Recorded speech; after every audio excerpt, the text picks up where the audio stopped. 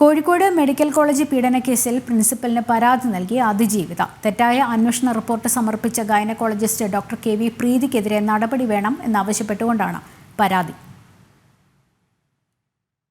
അതിജീവിതയുടെ മൊഴി രേഖപ്പെടുത്തുന്നതിൽ പരിശോധന നടത്തിയ ഡോക്ടർ കെ.വി. പ്രീതിക്ക് വീഴ്ച സംഭവിച്ചതായി പോലീസിന്റെ പുനരന്വേഷണത്തിൽ കണ്ടെത്തിയിരുന്നു.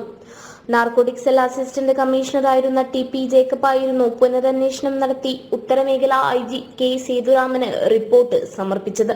ഈ സാഹചര്യത്തിലാണ് പ്രിൻസിപ്പൽ ഡോക്ടർ കെ.ജി. സജിത് കുമാറിന് പരാതി നൽകിയത്.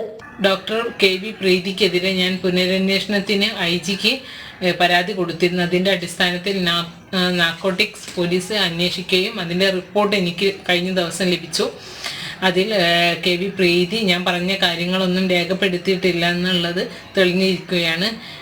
അതുപോലെ തന്നെ ഫാത്തിമ ബാനു എന്ന ഒരു ഡോക്ടർ വന്നിട്ടില്ല. അതുകൊണ്ട് 2 പേർക്കെതിരെയും നടപടിയെടുക്കാൻ വേണ്ടി ഞാൻ പ്രിൻസിപ്പളിന് പരാതി കൊടുത്തിട്ടുണ്ട്. കള്ളമൊഴി കൊടുത്തിട്ടുള്ള ഫാത്തിമ ബാനുവിനെതിരെയും ഡോക്ടർ കെ.വി. പ്രീതിക്കെതിരെയും.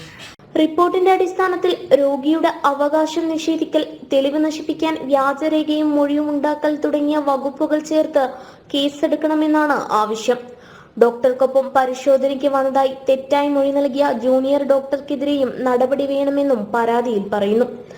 മെഡിക്കൽ വിദ്യാഭ്യാസ ഡയറക്ടർക്ക് പരാതി കൈമാറുമെന്ന് പ്രിൻസിപ്പൽ അറിയിച്ചതായി അതിജീവിത വ്യക്തമാക്കി. ജനം, കോഴിക്കോട്.